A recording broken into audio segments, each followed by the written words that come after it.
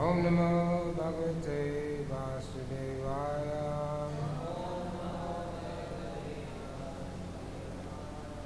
Om Namo Bhagavate Vasudevaya.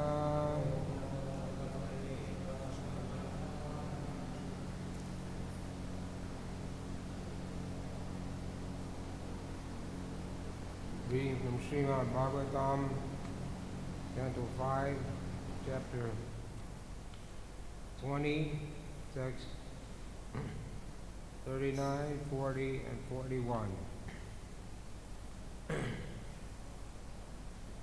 I'll just read the translation for 39 and 40 because there's no purport, and this is prose verses, so we can't recite them in unison. 39 says, translation, on top of Loka mountain are 4 Gajapatis, the best of elephants, which were established in 4 directions by Lord Brahma, the supreme spiritual master of the entire universe. The names of these elephants are Ashaba, Pushka, Chuda, Vamana, and Aparajita. They are responsible for maintaining the planetary systems of the universe.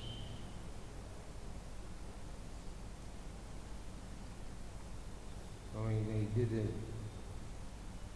started the Padayatra program in India. They always had an elephant. Hasti, and the great crowd pleaser. They would draw a big crowd. People would like to see elephants because they're so big. Elephants are so big, but at the same time, they have a very small brain. So a big elephant can be controlled by a very small man. And an elephant, when he's a baby, they put a stake in the ground and they tie his leg up so he can't run away. And when the elephant grows up, he doesn't know that he's got enough, he's got the strength, he can pull the stake out of the ground very easily. But he doesn't do it. He thinks it's still there. Anyway, that's in the material world. But these elephants are different. These elephants are the best of elephants, and they're Gajapatis. They maintain the 4 directions, responsible for maintaining planetary systems of the universe. Text number 40. The Supreme Personality of Godhead is the master of all transcendental opulences and the master of the spiritual sky. He's the Supreme Person, Bhagavan, the super soul of everyone. The demigods, led by Indra, the king of heaven, are entrusted with seeing to the affairs of the material world to benefit all living beings and all the varied planets, and to increase the power of those elephants and the demigods.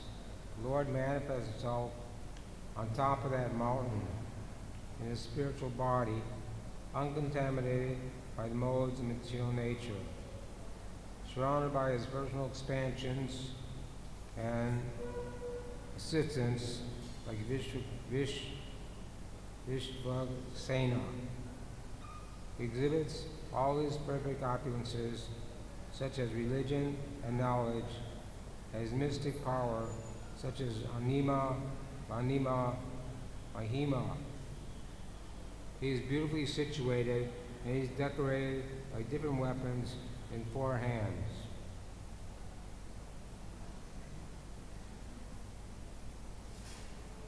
So here's describing how the Lord is situated on top of the mountain, known as Loka. And he's there maintaining and all the material world. but he's not subject to the influence of the material energy. He's uncontaminated by the modes of material nature. Now today's verse, text number 41. Kalpam eva rasham gata Esha Bhagavan Atma Yogamayaya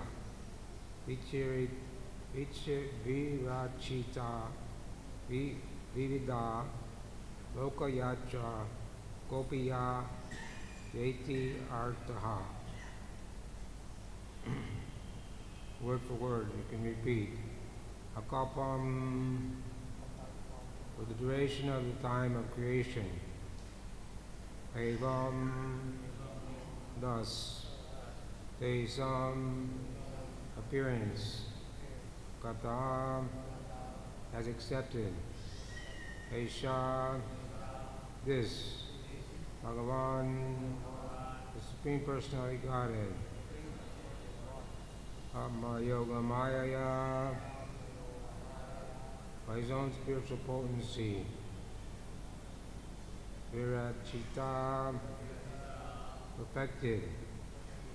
Vidida, Loka, Yatra, livelihood of various planetary systems. Gopi ya, Gopi ya, just to maintain. Iti, thus. Artha, the purpose. Translation and purport by His Divine Grace A.C. Bhaktivedanta Swami Srila Prabhupada. The various forms of the Supreme Personality Godhead, such as Narayan and Vishnu, are beautifully decorated with different weapons. Lord exhibits these forms to maintain all the varied planets created by His potency, personal potency, Yoga Maya. Purport. In Bhagavad Gita 4:6, Lord Krishna says, Sambhavami Amamaya. I appear by my internal potency. The word Atma Maya refers to the Lord's personal potency, Yoga Maya. After creating both the material and spiritual world through Yoga Maya, the Supreme Personality Godhead personally maintains them by expanding Himself in different categories as the Vishnu Murtis and the demigods. He maintains the material creation from beginning to end, and He personally maintains the spiritual world.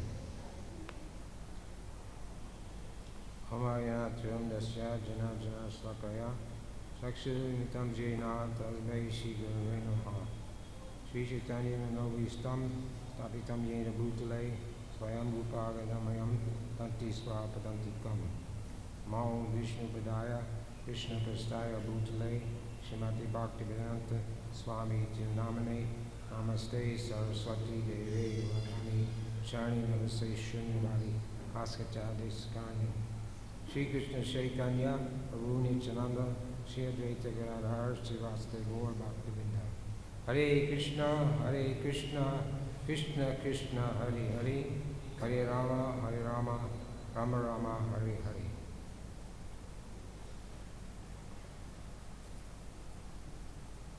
So this verse,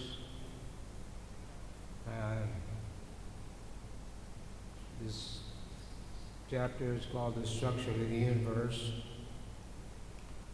So in our headquarters, Sridham Mayapur, we're building the temple of understanding, to following the instructions and the explanation given in this fifth canto, The Structure of the Universe. And this is to show the world that modern scientists, whatever they say, is not correct, because living entities, material world, have four defects: imperfect senses, subject to illusion, cheating propensity, and imperfect senses. What was that? Imperfect senses, cheating, illusion. What's the other one? Make mistakes. So because they're scientists, they have imperfect senses, they have so many instruments and so many things they invented to try to understand the material world. But because of imperfect senses, their instruments are also imperfect. So to understand how this universe is structured, they can make a very attempt, but it's very poor, very unsophisticated. But Sri Vyasadeva, the Kumbraldi, Srimad Bhagavatam, he had a understanding. This is one of the requirements Purana has, to have 10 subject matters to structure the universe. This is a question asked by Maharaj Parikshit, how the universe is structured. So Srila Vyasadeva, or Sukadeva Goswami, explained this to Maharaj Parikshit for his benefit and for the benefit of the whole world. So there's two energies that comprise the creation. One energy is Yoga Maya, and the other energy is Mahamaya. Now when the living entity, the Jiva, we are the marginal potency. There's the internal potency, external potency, and the marginal potency. The internal potency is the spiritual energy, external potency is the material energy, and the marginal potency is the living entity. So the living entity is marginal because it means he can either be in the material world or in the spiritual world. It says in the 15th chapter of Bhagavad Gita that there's the two kinds of living entities, the fallible and infallible. Those who are in the material world are fallible, and those who are in the spiritual world are infallible. So the living entities in the material world are fallible because they are subject to repeated birth and death and are bound up in the material world. And we know Bhagavad Gita says, Daiviyesha gunamayi mama maya taradaya mameva vepapajante ayam etam tarantite. This divine energy of mine is very, existing in three modes of material nature, is difficult to overcome. But those who surrender unto me can easily cross beyond it. Krishna also says, those who are bewildered by demoniac and atheistic view, the death-deluded condition, their hope for liberation, the fruitive activities, and culture and knowledge are all defeated. But on the other hand, there are the Mahamanas tu mam partha, daivim prakritim ashitaha, yantya manaso, yadvam bhutadim avyayam. Those who are not deluded, the great souls, under the protection of divine energy, they're fully engaged in devotional service, because they know me as the Supreme Personality Godhead, original and inexhaustible. So the conditioned souls are under the influence of Mahamaya. And even if they study the Vedas. It says one may study all the Vedas. If he doesn't come to the conclusion that Krishna is the Supreme Personality of Godhead and doesn't have any bhakti, then it's compared to someone owning a cow that doesn't give any milk. And so many universities and colleges around the world, and they have the departments of Indianology, and they study all the scriptures, and they can quote scriptures and Vedanta, but because they don't have any bhakti, Krishna says, Bhakti Mama Vijananti, I can only be known by devotional service, because they don't have any bhakti, because they're not following any principles, because they're sinful people, ordinary people, even though they have so much jnana, or knowledge, and they have a PhD and so many degrees, still, because they're under the influence of Mahamaya, they are covered. And even though they read all the Vedas and they read all the different literatures, still they can't get the proper understanding. One time Prabhupada was talking to a group of scientists in his garden in LA, Los Angeles. So he said, we are saying, you say you don't know who God is. So we're saying Krishna is God, so why don't you take it? So they couldn't respond for that. That was a little bit over their heads. But it's true. They read all the Vedas, but they don't come to the proper conclusion because of this covering of Mahamaya. This covers a living entity. And so this verse describing Krishna, the appearance of Krishna, it says, Ajopi sin atnyama, Bhuktidadim Ishwarapi sin, Pakritim swa adistaya, Sambhavami amamaya. Although I'm unborn and my transcendental body never deteriorates, and although I'm the Lord of all living entities, I still appear in every living in my original transcendental form. Whenever, wherever there's a decline in religious practice, Sandabharta, Brahmana rides of irreligion, at that time I descend myself to deliver the pious, to unite the miscreants, as well as to re-establish the principles of religion. I myself appear millennium after millennium. Then this verse, Janma karma chame divyam evam yo veti taptaha chakva deham punarjanma nantimam eti suarjuna. One who knows the transcendental nature of my appearance and activities does not, upon leaving the body, take his birth again in this material world, attains my eternal abode, O Arjuna. And Srila Prabhupada considered this to be one of the most important verses in the Bhagavad Gita. So, this is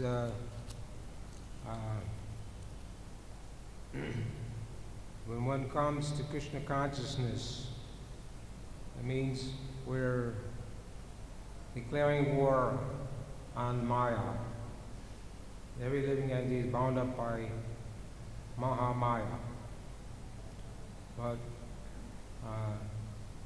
when we come to Krishna consciousness, to take up Krishna consciousness, the process of Krishna consciousness makes it so Maya will give the conditioned soul some relief from her grip, Mahamaya.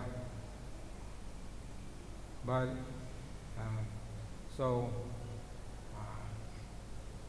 this is what Krishna consciousness is all about, becoming under the influence of Yoga Maya and getting out of the influence of Mahamaya. But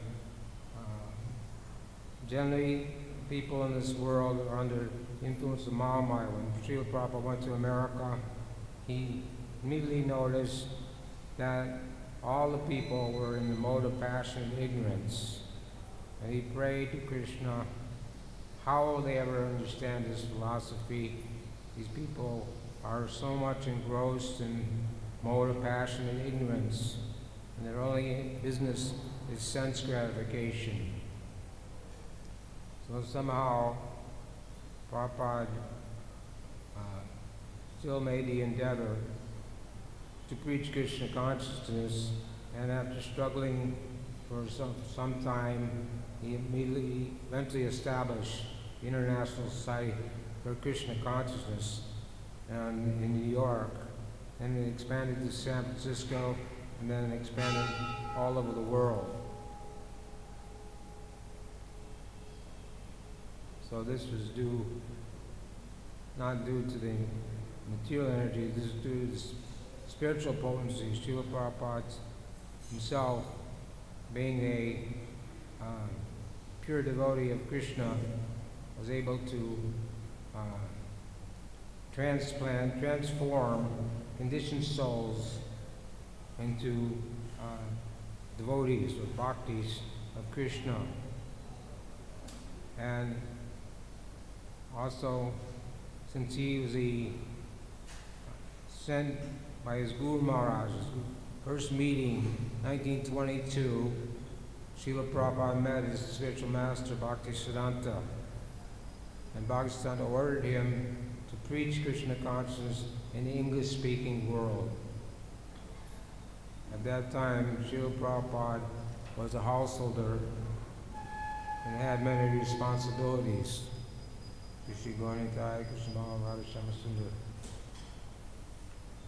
Srila Prabhupada had many responsibilities, and he didn't know how this instruction would manifest, or how it would be possible for him to preach Krishna consciousness in the English-speaking worlds. But anyway, Srila Prabhupada took that instruction to heart. A.K. Guru Nandana, in the second chapter of Bhagavad Gita, verse says, one pointed attention. This verse gave Prabhupada inspiration to preach Krishna consciousness all over the world. And eventually he prepared himself after meeting his Guru Maharaj for the first time, and took that instruction as his heart and soul. And even though he was advanced age of 70 years old, he left Vrindavan, and he went to the west, by a cargo ship, took a boat from India to America. Very troublesome experience. But anyway, he always felt the presence of his spiritual master, and he prepared himself and was not under the influence of Mahamaya. He was always on the spiritual platform. And because he was on this spiritual platform, he could tolerate all kinds of inconveniences in order to spread the message of Sri Chaitanya Mahaprabhu. Vairagya Vijaya Nidya Yoga, Nidya Bhakti Yoga. So this is the reason that first the Yoga Maya, here it says Yoga Maya is the internal potency of the Lord. So in the Ramayana, the Ram Lila is very famous in India. Ramayana, the Lord Ram was vanquished to the forest for 14 years by his father. So Ram, Sita, and Lakshman, they went to the forest under the order of his father. At that time, Ravana, the big demon, Ravana, who had 10 heads and had been given a benediction by Lord Shiva that he could not be killed by anyone in the world except for a human being. So Ravana thought himself immortal. And Ravana was also attracted by the beauty of Mother Sita. So at one point, when they were in the forest, Ravana sent one golden deer, and Sita requested Ram to bring that deer to her. But Ram didn't want to leave Sita unprotected, so he left Lakshman to protect Sita. So Ram went to the forest to bring that deer, but then they heard his voice calling for help. So Lakshman had to leave Sita, and he made a circle around the ashram, a fire circle that no one could enter. But the demon Ravana came there dressed as a sadhu and enticed Mother Sita. Somehow he was able to kidnap Mother Sita. So, of course, Lord Ramachandra was playing the part of a human being, and the only one that could kill Ravana was a human being. So, Ravana kidnapped Sita, took her to his capital, Lanka. And eventually, Lord Ramachandra was able to recover Sita and bring her back to Ayodhya. But Mother Sita is the goddess of fortune, and she is under the influence of Yoga Maya, not Maya Maya. So it's not possible for anyone in the material world to come to touch Mother Sita or kidnap Mother Sita. So the the fire god, arranged for a illusory Sita. The real Sita went to the planet of the sun fire god, and Ravana kidnapped an illusory Sita due to Mahamaya. So Sita is under the influence of Yoga Maya, not Mahamaya. So then when Ram brought Sita back, he put her in the fire to test whether she was the original Sita. And the illusory Sita entered the fire, the original Sita came out of the fire. Then 5,000 years ago, Lord Krishna appeared in this very place, in Gokul, and before his appearance, he ordered Yoga Maya to go to Mathura and enter the womb of Devaki. It was predicted on the wedding ceremony of Krishna, of Vasudeva and Devaki, a voice from the sky said that the 8th child would be the cause of the death of Kamsa. And Kamsa was driving the chariot of his sister on the wedding occasion. But Kamsa wanted to kill Devaki right there, on the spot. But Vasudeva convinced him somehow or other not to do that. And he said, I will bring all my children to you, and you can do whatever you want with them. So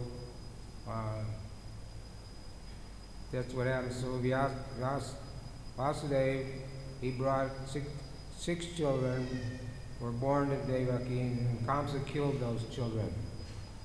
Then the Lord ordered Yogamaya to go enter the womb of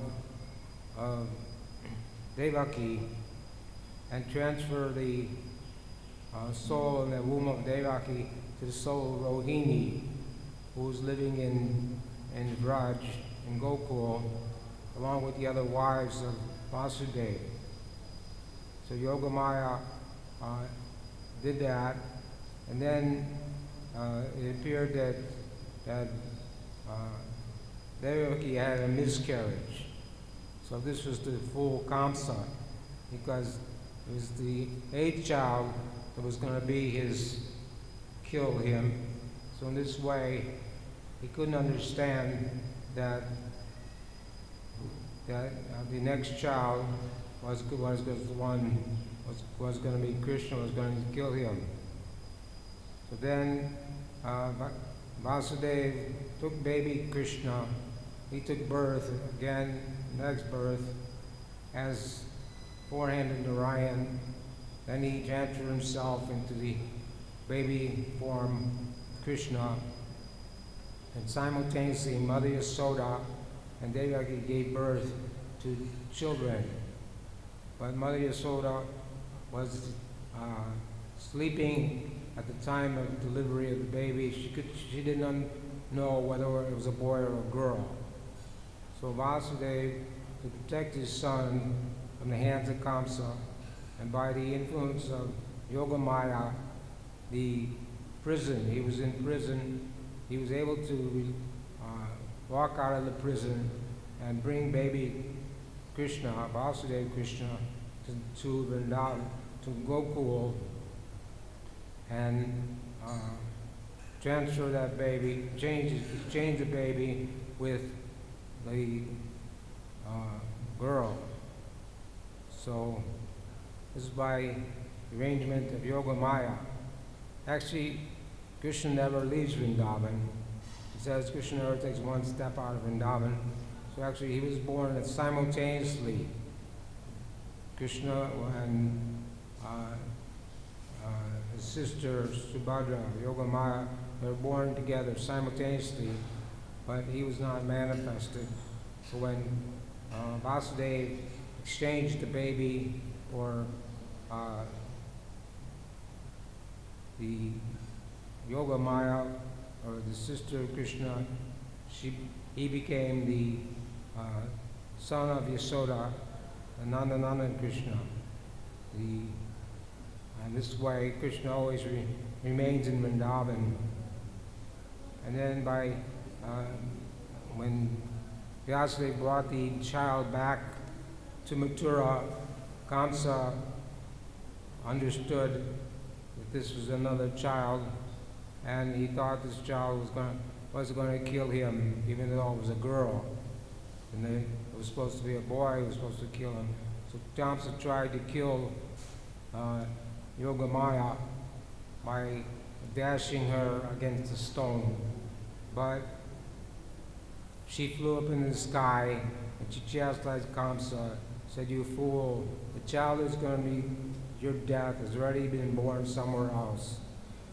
And then she assumed many different forms in this material world, such as Durga, Kali, and Katyani, so many different forms. The worst people worship worship these forms for material benefits.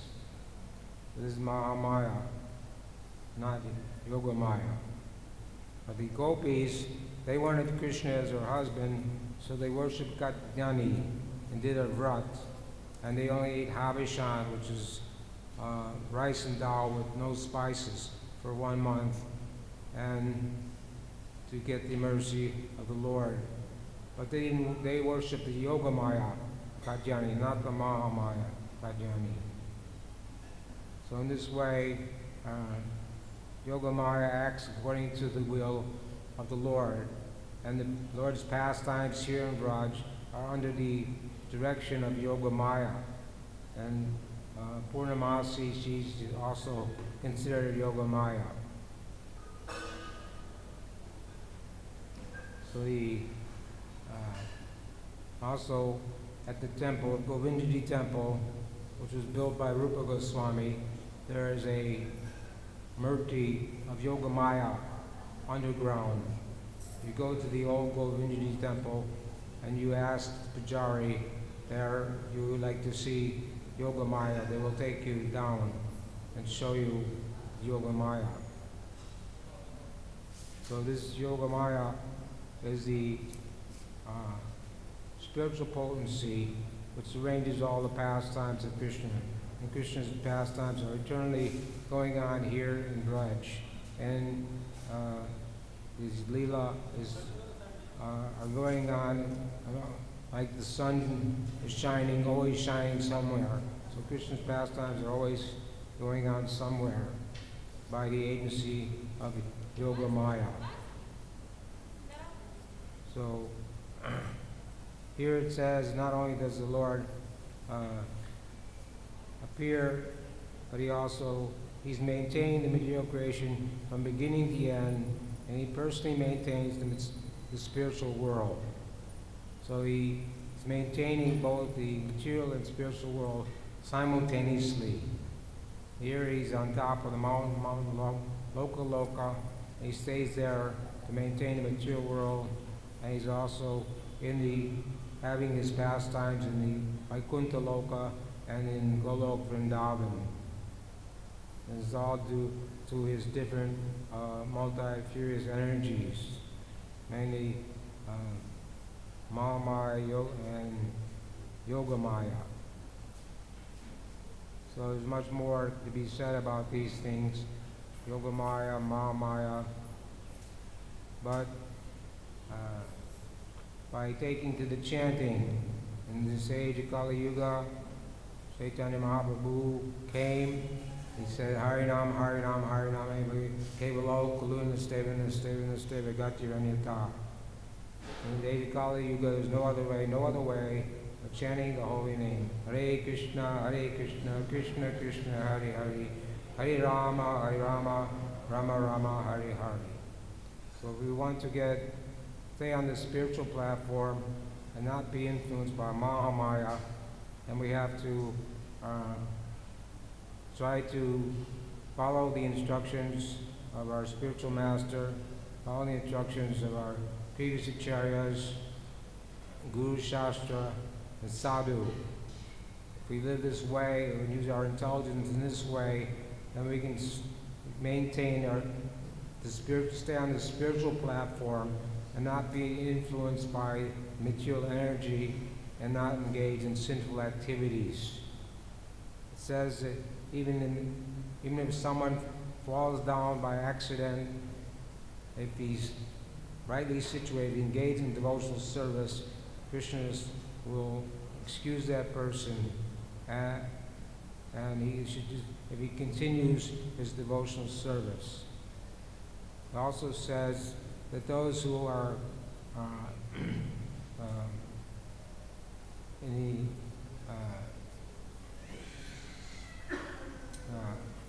under the influence, one who practices celibacy and does not fall down in any circumstance, Brahma Bhuya Kalpate, comes to the level of Brahman.